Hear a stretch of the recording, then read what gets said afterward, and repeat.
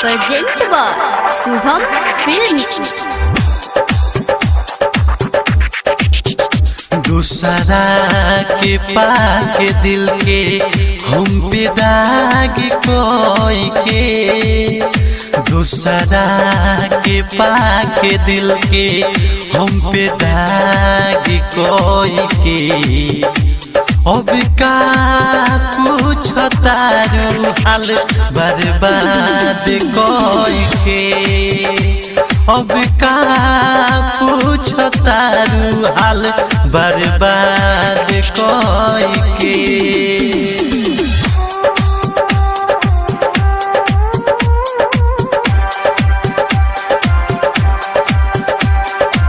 Mix by Durga recording studio हावे।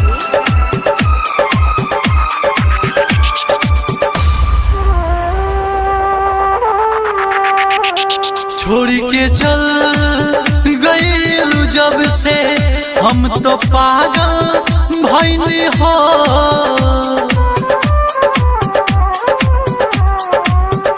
तू चल गई जब से हम तो पागल भइनी हो। लागेला नाही मनवा बन घर से भागल हो। तू का जान कितना रोइले तोहके याद कोई के, अब का पूछो तारू हाल बर्बाद कोई के, अब का पूछो तारू हाल बर्बाद कोई के।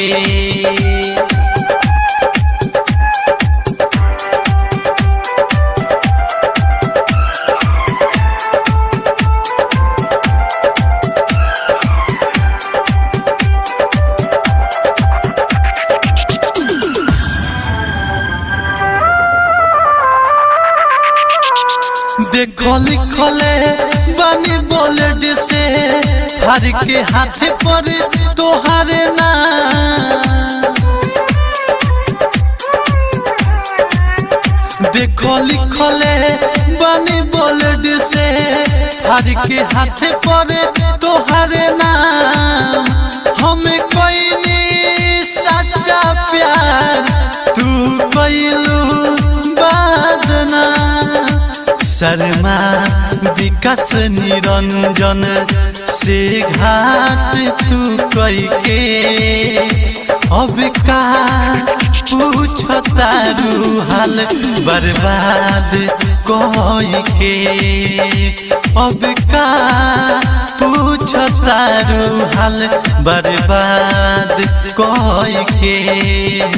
दूसरा के पाक दिल पे हमारे दाग कोई के, अब का पूछो तारू हाल बर्बाद कोई के, अब का पूछो तारू हाल बर्बाद कोई के।